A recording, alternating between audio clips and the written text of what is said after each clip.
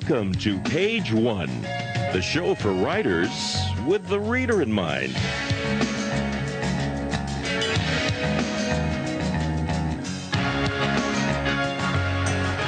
Here's your host, Zita Christian. Hi everyone, welcome to Page One. I'm Zita Christian. My guest tonight is Carol Bluestein. She came all the way from Slingerlands, New York, to talk about several of her writing projects, one in particular. Carol has written an interactive story about Passover. I'm going to let her talk to us about it. So Carol, first, thanks for being here on the show. Thank you for inviting me. So the story, do I have that correct? It's interactive. Yeah, I know that. It's contemporary, and it's a story of Passover? Actually, it's the story of the Exodus. Of the Exodus. And it's told during the Passover service. So it's just a portion of it. Okay.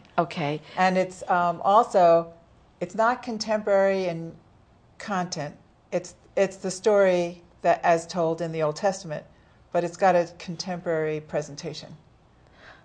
So it makes it relevant for today as well as back then. Wonderful. Now, when I asked you to be on the show, and I looking at this information, I thought, this is so clever. And the other thing I thought was, I had a problem kind of getting a grasp of what it was all about. So I thought, the first thing we need to do is let the audience know, I'm not just going to tell you what this is about. I want to show you. So Carol, you'll help me. Yes. We'll do two of these little, Okay. I call them skits. Now first, let me just point this up here, over here, and show you Take this off. that, oh, it's okay. Oh, okay. And show you that we're looking at the title of this story of Passover is, you want me to do what? Oh, okay, this is just great. We'll talk more about this later, you'll see. So, here we go, and this is a story number 10. So Carol, first, why don't you read this part over here about, I think this gives a little synopsis, just like a synopsis of a novel. Okay, so what's the synopsis? This is the story of the Exodus, how the Israelites came forth out of the land of Egypt to find their own land. Mm-hmm. And the hero of that story is Moses. Okay. So this is about Moses' birth, and in order not to be killed by the Pharaoh, they rig an idea of putting the baby in a basket and floating him to the princess so that she will take him and his life will be saved. Because at the time, Pharaoh was killing all the firstborn. A very serious story. It's a very serious story. A very serious story. Okay. So now the princess has found the baby, and she wants to keep it, but she can't keep it unless she convinces her father, the Pharaoh, to let her. Okay. So and that is in the story, in the actual story. And you just have a slightly different interpretation. Yes, the whole idea is she must have had to ask him. Yeah. But we're not really quite sure this is exactly how she did it. Okay. So here a little we go. License, a little literary contemporary license here. Yes, Okay. So yes. this is Pharaoh and the princess. And I'll be Pharaoh. Okay, I'll be the princess. Okay. Okay, wait, I need to fluff. Okay. What's that? It's a really cute baby, Daddy. I want you to let me keep him. You want me to do what? Let me keep the baby. I found him and he's mine. No. Babies cry, make messes, and want to be held all the time. I've named him Moses. It means taken from the river. Moses will grow up and make lots of trouble. He won't be so cute then. But Daddy, everyone has a baby except me. You don't need a baby. You're too young. Take up golf. This baby needs to be taken care of. Let me have him or I'll never talk to you again. Well, now, there's an interesting possibility. Please, I'll take care of him, I promise. This will be just like the dog I gave you. 2 days later, it was mine. Well, I'm older now. I'll get a nanny. Good management solution. You may be ready for queen someday. Then it's okay? Yes, but I don't want to hear or see this Moses. Promise? I promise. You won't regret it. I already do. Carol, that was adorable. That was adorable. So this is just this simple little one page, and so you would have people, parents, children, any age, any gender, reading any part. Yes, there's a whole thing at the back if they want to use it. You can select who does the reading, or there's tabs that they can pick out of a basket, and then it's totally random. Oh. So you never know who's going to read what part, which is very cute because it Oh, just very adds funny. to the mix. Yeah. And I did the type in large type, plenty of space, so even people who have trouble maybe reading, Yes. whether they're young or old. I Can appreciated read that that. myself very much. So let's do one more example. Okay. And I put a little tab on one of my favorites, crossing the Red Sea. So do you need to do a setup for that one? Because there may be some people in the audience who don't know this story. Okay, so Moses has grown up, Okay. and he kills, in trying to save a slave's life, he kills one of the slave masters. And he takes off, and God finds him in the desert and asks him to come back to Egypt and save the slaves from Pharaoh, who's become really ridiculously mean. And so he's gotten the agreements, the plagues have come and gone, and he's leading the Israelites across the desert, and they come to the Red Sea. Okay, and that's where we are now. And that's where we are now. Okay, this is called Crossing the Red Sea. And you're going to be... I'm going to be Aaron, Moses' brother. Okay, and I'll be Moses. Right. Okay. Moses, and Pharaoh's chasing them because he wants the slaves back. He's changed his mind Oh, okay. one last time. Okay. Moses, I can see Pharaoh in the distance. The Red Sea is before us. I must think. Maybe we should have gone right. Too late, Aaron. There must be a way. I don't know. I see no boats or rafts. We're going to have to swim across. You want us to do what? You're right. Who knows what's in the water? Oh, my God. We've come this far and now we're all going to die. Moses, Who's that? you have a problem. You could ask me. Who? What? Wait a minute. Is that you, God? One little prayer, and you could be on dry land. Now you tell me. You'll learn. What should I do? Pharaoh's men are coming. Please help us. Is that a prayer? Yes, I pray you will help us. Touch your staff to the water, and the Israelites will cross on dry land. Thank you, God. Another good prayer. I like it. Do it more often. Oh, Carol, that's so cute. But it gets the point across. It gets the story. That's right. So you're using humor to teach, Yes. to remember, and To bring it forward so that there's a connection between what was and what is today. To make it more accessible for people. it is definitely accessible. And of course now, I know for sure I am never going to, Think of it the same way? Well, yes, I'll never think of it the same way, and I'll give up all of my dreams of acting on the stage. That's out. But I really like this, and I can see how this works. I can see how it would be part of the ritual, part of the celebration that people would look forward to. It wouldn't be, that story again. It would be, which part do I get this time? That's right. It brings it forward as opposed to people going to sleep while you go through it, because the Seder can be very long. It brings a kind of an excitement to it, and you can laugh as well as maybe just do one piece, because each piece has its own issues that it brings forth, and they're very contemporary issues, which is the whole point of the Bible, is to bring things forward and to act as an allegory. Yeah. And so now we can walk in the sandals of our ancestors and get a feel for what that was like.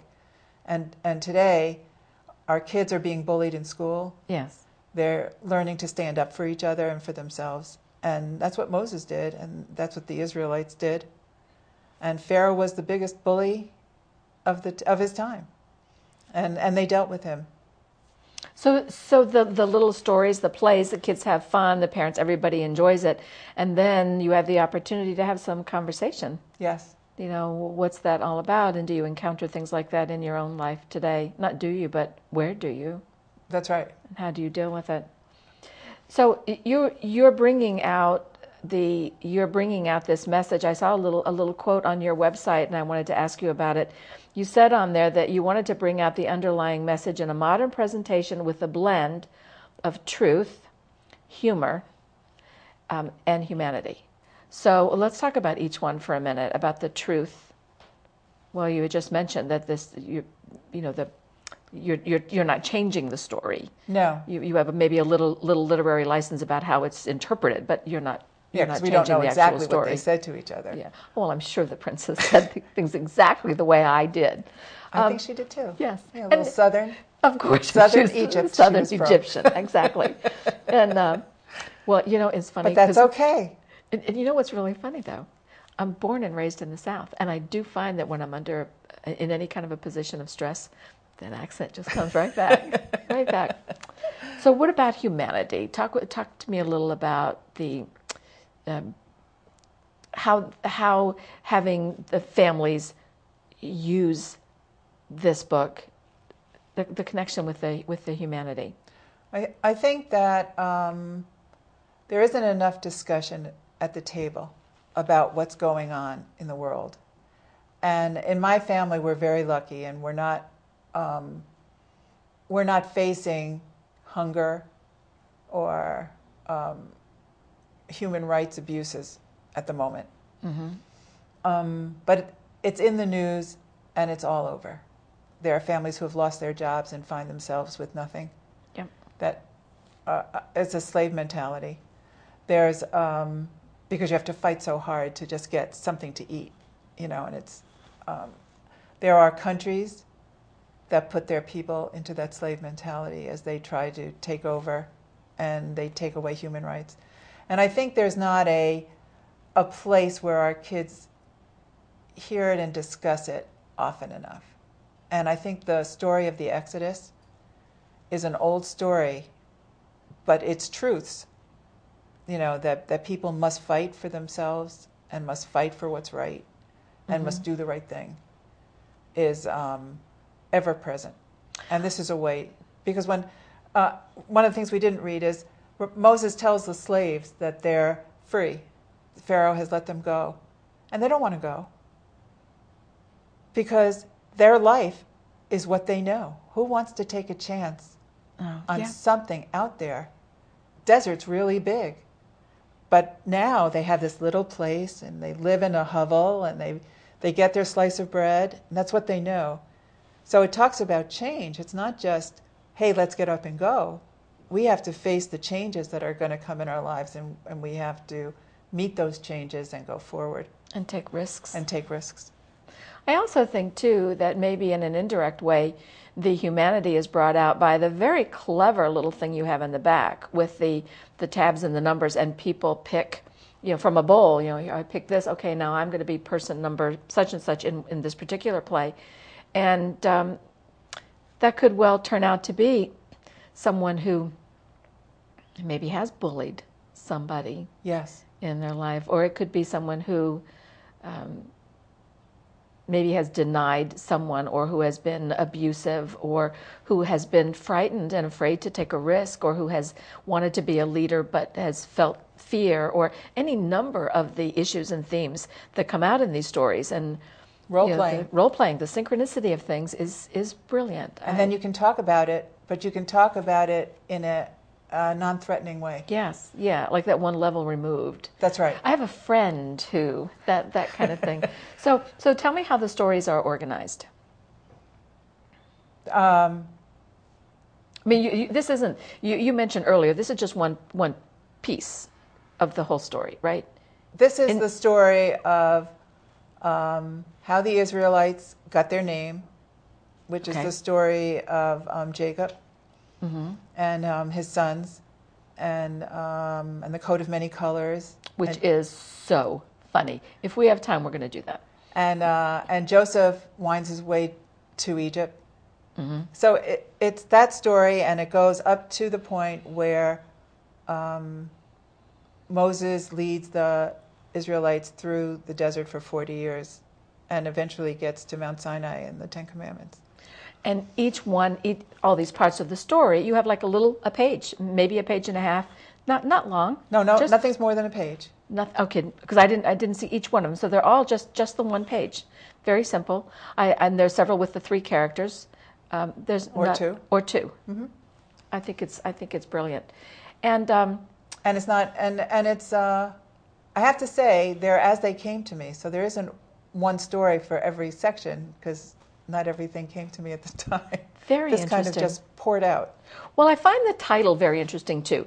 The title is a quote. You want me to do what? Right. Now, talk about how you incorporated the title into each of the little vignettes. Well, as I was thinking about the story, because I wanted to make it relevant to my teenage grandchildren, who pretty much would text through the service if we'd let them. And I realized that at each point, someone's making a decision that seems outrageous. Impossible. Even impossible. Forbidden. Disastrous. So my reaction, if someone said to me, let's get this baby into the princess's hands, I would say, you want me to do what? And that's, I think, everybody's reaction when they're asked to go out of their comfort zone. And these characters all, in fact, have to go out of their comfort zone. They do. It just reminded me something that when I said something, it kind of jogged a little thing in my head. When I'm teaching the class about fiction, writing fiction, particularly for genre fiction that follows a heroic story, there is a point in there where the lesson is about creating the heroic character. And the task for the writer is to make the hero do something that is at least one of these things, preferably more, but something that is unattainable, impossible, forbidden, or disastrous. And in attempting one or more of those things, that person finds the inner strength and winds up becoming, taking the steps on that road to being the hero of his or her story. Correct. That's what's happening here. Yes. But it's a reluctant hero. It's not like, pick me. Yeah. I want to go face the Pharaoh and, No, it's refusal let of the my people call. go. Yeah. Yeah, oh, it's a hero's journey right down the line. That's right. So obviously you believe that these stories are important to remember. You wouldn't have gone through this to create this. They became more important, actually, as I worked on them. Really? Yes. Talk to me about that. I think that things that we have heard for our whole lives, regardless of what that is, are become a part of us so that we don't look at them. We don't really think about it. They just are. It's just you do it by rote. And we've been doing Passover for my whole life, which is more than, Yeah. And how often do you think? Because I had to sit through all those Seders too, like when is it over and when are we going to eat and, and what's this all about? Yeah. So in looking at this more for interest, things came out. And as I put myself, in a sense, in the sandals of my ancestors, Yes. I saw it differently. And I saw, me today, there's no way I'm doing that. Yeah. You want me to do what? Yeah, you want me to do what? You want me to leave what I know and go into the great unknown? What is that? Well, Carol. So they make sense as you think about it more because you're trying to make it in a way meaningful for someone else, which is different than making it meaningful for yourself. For yourself. But I would think, too, as a writer, you might suddenly have that aha moment where you realize, oh, there's a pattern here. Because I know we've talked earlier, Carol and I have been friends. We met through the International Women's Writing Guild. And, we've had a lot of conversations about, why do certain writers write about certain things? And at one point, do you discover that there are patterns in what you're writing about? And here's the same themes, they're just being explored in different ways. Yes. And that's going on here, too. But I want to ask you a couple of questions still about this. What has been the reaction from those people who have used your book at a Seder? It's been a lot of fun. it's a little odd in the very beginning because they're not sure, Yeah. What's coming next. But like afraid to laugh. Well, they weren't exactly afraid to laugh, but it's like such a different way of looking at it. Yes. And then they realized that they were acting. Yes. So they got into the parts, which was very funny. And then I would get chuckles from the people who actually understood what was coming in the stories. Because, when the Pharaoh says, yes, they can keep the baby, and he doesn't believe the kid's not going to be any trouble.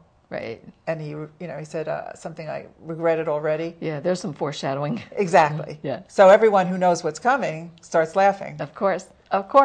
So as wonderful as this is, one of the best parts is the fact that you have made it available free as a download. So all a person would have to do is go to my website. Go to the website, and there's a little button or something there, and they would click on it and download the whole thing for free. Correct. And make as many copies as they want. Yes. And use it. And I know one of our crew members has plans to use it in his church because the stories have such relevance for contemporary times. So one last question about this. Why did you decide to make this free? Why are you giving it away? In an age where everybody is saying electronic publishing, oh, you can make so much money on something, you're giving it away. It made such a difference in the lives of the people who've used it and in my family that I wanted to share that with others because it really makes the whole event alive and brings a lot of joy to the family. All right. What I'm going to ask you to do next is to read something else because this had beautiful humorous tone, but you wrote an essay called Moving On. And I think, here we have it here, we have a few minutes left. I'm going to ask you if you would read this. I like to have, when we have writers on the show, I like to have them read something because it gives the audience a feel for the tone and the voice. And I find it very interesting that I see themes in this and some of the other things you've done that just keep repeating and being developed in other ways. So share this one with us if you would. Okay. This is called Moving On. To me, my father, Noah Levine, represented all things Jewish and religious. Raised an Orthodox, he worshipped at a conservative temple. Before his illness, every Saturday morning for over 30 years, he went to Temple Israel in White Plains, New York. But during the illness that usurped his last 5 years of his life, he felt his faith deserted him and he dropped our membership. He died in 1980. 8 years later, my husband Michael died. The two most important men in my life were gone, while I remained stuck in my pain, anger, and loneliness. A year later, my mother convinced me to go to a Saturday night singles dance at Temple Israel. It was 1989, and over 14 years since I'd been there. As I entered the building, I was overcome with nostalgia. I walked the familiar halls, past the chapel, the ladies' room, the stairs up to the religious school, and the coat room to the social hall. After a quick assessment and 3 conversations, I knew it was too soon. I was about to leave when I felt the pull of the sanctuary. The room, bathed in rich tones of mahogany, oak, burgundy, and gold, lit by stained glass, filtered moonlight, and the eternal light, reminded me of a Renaissance painting. In the ethereal stillness, my past embraced me. I was transported back to the day of my marriage, back to the night of my bat mitzvah, back to the Saturday morning services, back to the time before I knew sickness, fear, death, and loss. I walked over to my father's seat, first one, second to the last row on the right side of the center aisle, and sat in my seat next to his. I could hear his deep voice singing Hebrew passages. I could see him on the bima, chanting his aliyahs, dressing the Torah, or receiving the Torah to carry it in the processional. His preference, though, was being an usher, passing the honors to other congregants. An early riser, Dad walked to temple every Saturday. My mother, Roslyn, who he called his Jewish shiksa, hence the conservative, not Orthodox temple, drove me and my siblings to temple by 11 a.m. and dropped us off and left. We'd run down the hall to find him. It wasn't hard. Dad was 6'1", tall, with thinning light brown hair, twinkling blue eyes, behind thick lensed glasses, and somewhat portly. He carried himself with a bearing of achievement, confidence, and contentment. Smiling when he saw us, he'd wave us over to him and the seats he had saved. Then he'd shush us as we settled in. When the sermon started, he'd close his eyes and say, "Nudge me if I snore," and I always did. After a Don alum, we children slipped out and ran to sneak food from the congregation reception table. My favorites were bow-tie cookies. I ate a few and stuffed a couple into my pockets for the mile walk home. To pass the time on these walks, my father told us stories. Once upon a time, there was a blue princess who decreed everything she looked upon should be blue until one day, and yes, in case you're wondering, that does mean blue grass and blue trees. Or, in a little village, Schimmel, a small man with a nose so big he used tablecloths for handkerchiefs, caught a cold, and he had to sneeze. And I'm here to tell you that that sneeze, which threatened to decimate the whole village, didn't happen for a good 35 minutes until we were almost home. During the story, without warning, he'd pause and point to the gutter. "What's that?" We'd stop, check out the tossed or lost treasure like a colorful bottle cap, pencil, stone, or key, and then he'd continue his story. To this day, when I walk, I still look for treasures along the roadside. My father and my husband were always there for me, and when they needed me, I was there for them. My eyes filled, my heart ached, and I sobbed, missing all that was. To honor their lives, I pulled out the Seder and I recited the mourner's Kaddish. A few more tears and I decided to leave, pausing at the door for one last look.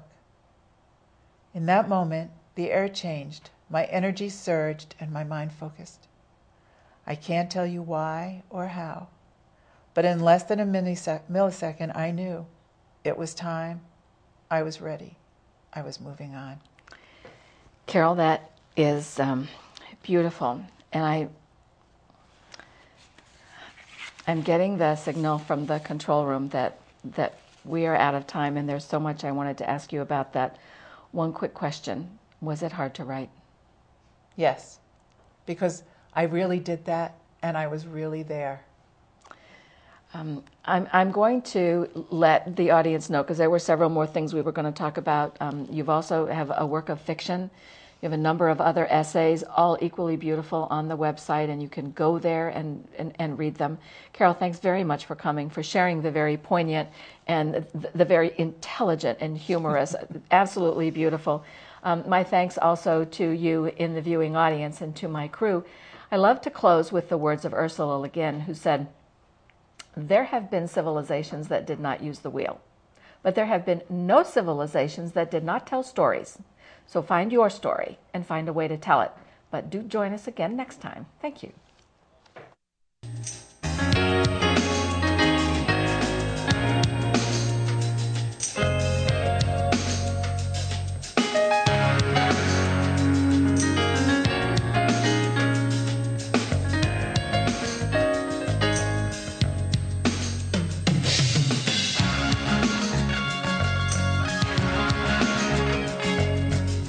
Food for the crew and guests was provided by Manchester Grill of Manchester, Connecticut, and Angelo's Restaurant of Glastonbury, Connecticut.